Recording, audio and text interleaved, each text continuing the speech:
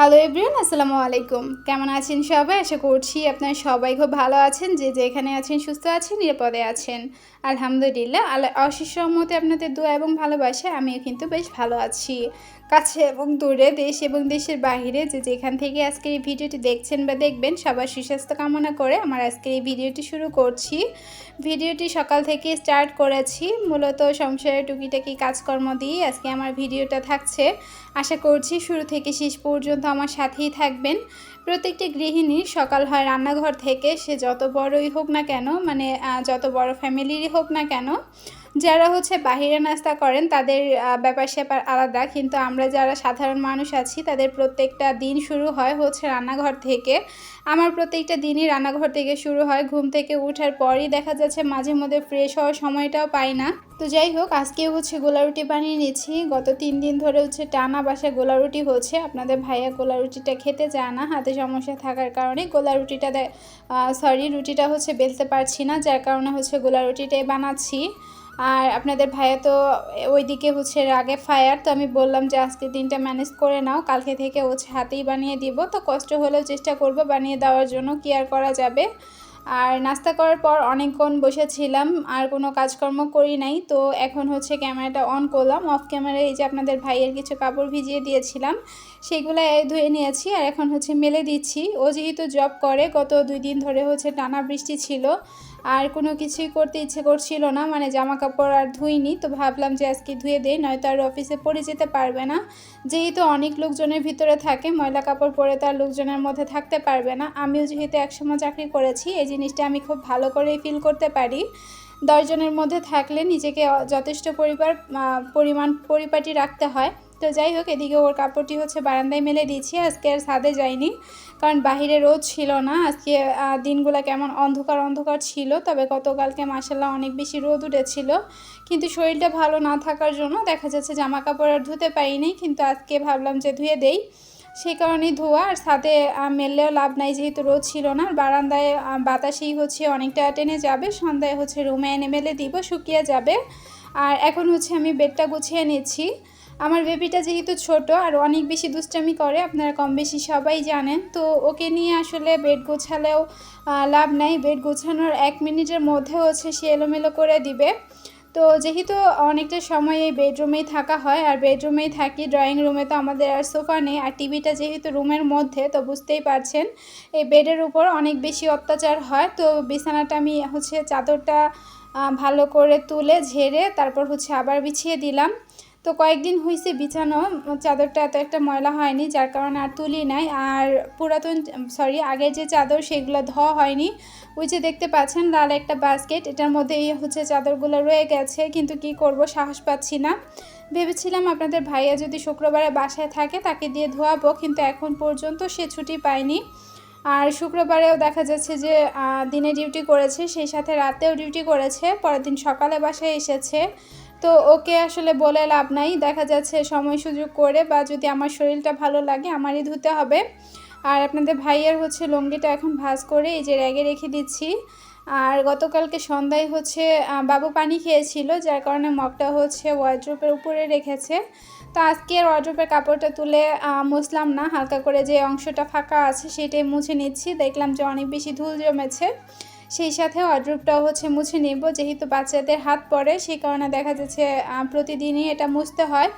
তো মাঝে মধ্যে অন ক্যামেরায় করি, মাঝে মধ্যে অফ ক্যামেরায়। আর এই যে একটা সিঙ্গোনিয়াম গাছ পানিতে রেখে দিচ্ছি, এখন কিন্তু দেখতে বেশ ভালো লাগছে। তবে এইটা মাঝখানে দিলে হয়তো আরও বেশি ভালো লাগতো, পরে দিয়ে নেব। আর এদিকে টিভিটা তো যতক্ষণ কারেন্ট থাকবে ততক্ষণই কিন্তু ছাড়া থাকবে। টিভির মধ্যেও কেন জানি না অনেক পরিমাণ ধুলো জমে, যেহেতু যদি অফ থাকে তাহলে বোঝা যায়, অন থাকলে তো একটা বোঝা যায় না। তো যাই হোক, টিভিটাও এখন ক্লিন করে আমি চলে এসেছি রান্নাঘরে। কারেন্ট চলে গেছে আর বাবু ফোনটা দিয়ে দিয়েছে, তো ভাবলাম বসে না থেকে রান্নাঘরে ভিডিওটা করে নেই, কারণ রান্নাঘরে যেহেতু জানলা দিয়ে আলো আসে। তবে যাই হোক, ভিডিওটা আসলে বেশিক্ষণ কন্টিনিউ করতে পারিনি, কারণ ওই যে রান্নাঘরের কাজটা শেষ করে আর কোনো কাজই ছিল না। অফ ক্যামেরায় তো বাসাটা ঝাড়ু দিয়ে নিয়েছিলাম, পরবর্তীতে আর কোনো কাজ খুঁজে পাই না। পরে একেবারে ভিডিওটা আবার অন করেছি বিকালবেলা। এদিকে হচ্ছে চুলাটার মধ্যে দেখলাম যে অনেক বেশি ময়লা জমে গেছে, তো হচ্ছে তারের যে মাজনিটা থাকে সেটা দিয়ে হালকা করে মেজে এখন হচ্ছে ভিজা কাপড় দিয়ে হচ্ছে আমি সুন্দর করে চুলাটা মুছে নিচ্ছি এবং তার আশেপাশে কাউন্টার টপটাও বেশ সুন্দর করে মুছে নিচ্ছি। নাস্তা করার পরে দেখা যাচ্ছে আর মোছামুছির কাজটা করিনি, আমাকে 3 বেলায় মুছতে হয় কেন জানি না।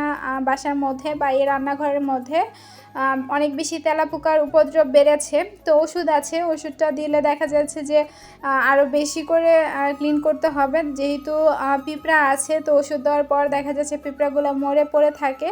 তো প্রায় অনেকটা সময় হচ্ছে রান্নাঘরটা ক্লিন করার মধ্যেই চলে যাবে, সেই ভেবে আর ওষুধটা দেই না, কারণ এমনিতেই যখন রান্না করতে আসি এর আগে হচ্ছে রান্নাঘর ক্লিন করে তারপর হচ্ছে রান্নাবান্না করি।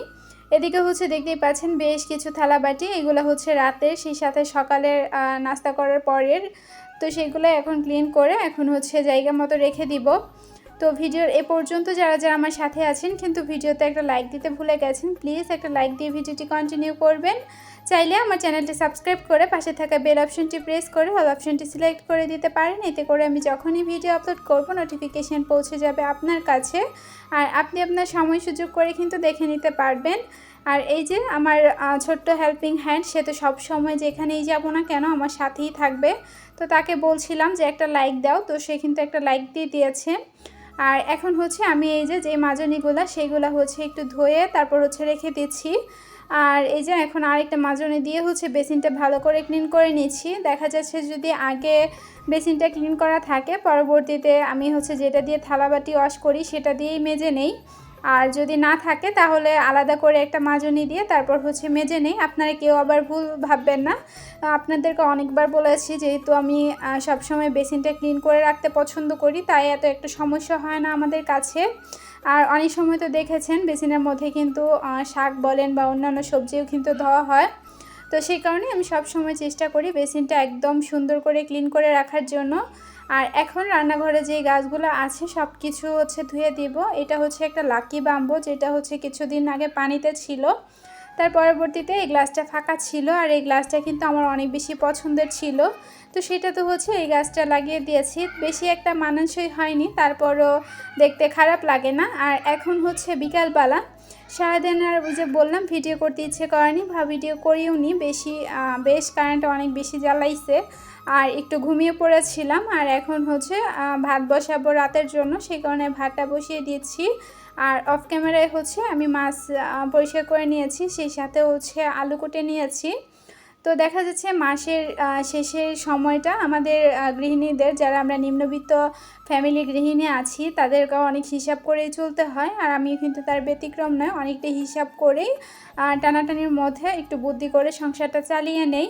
বাসায় আপনাদেরকে বলেছি যে পেঁয়াজ নেই, সেটা অনেকবার বলেছি, তো একটা পেঁয়াজ দিয়ে কে আর রান্না করতে ইচ্ছে করে বলেন, আপনাদের ভাইয়াকে বলছি, তো সে বলতেছে যে বাজার করার ওর কাছে একটা টাকাও নাই, ওর কাছে যে যাতায়াত ভাড়া সেটাও নাই। তো আমি আর কি করব, বাসায় যা আছে সেটা দিয়ে চালিয়ে নিচ্ছি। তো মাসের শেষের কয়টা দিন দেখা যাচ্ছে এভাবেই আমি অভাবে সময়টা পার করি, সেটা বহুবার আপনাদের সাথে শেয়ার করার চেষ্টা করেছি।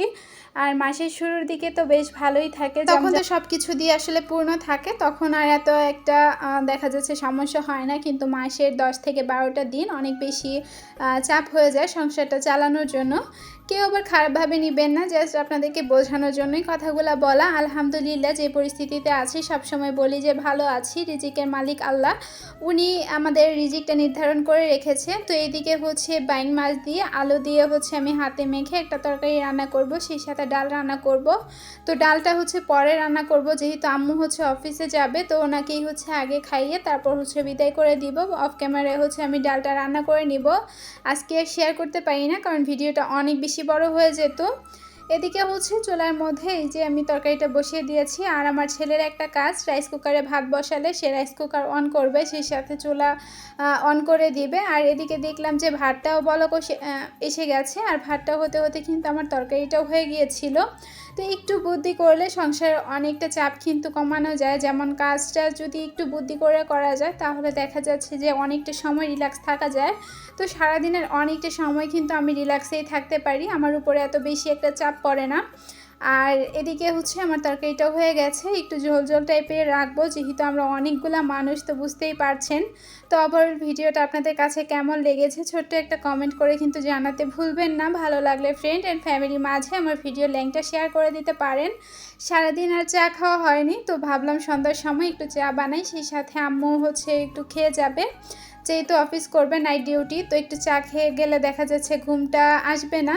তো সবাই ভালো থাকবেন, সুস্থ থাকবেন, আমাদের জন্য দোয়া করবেন। আল্লাহ হাফেজ।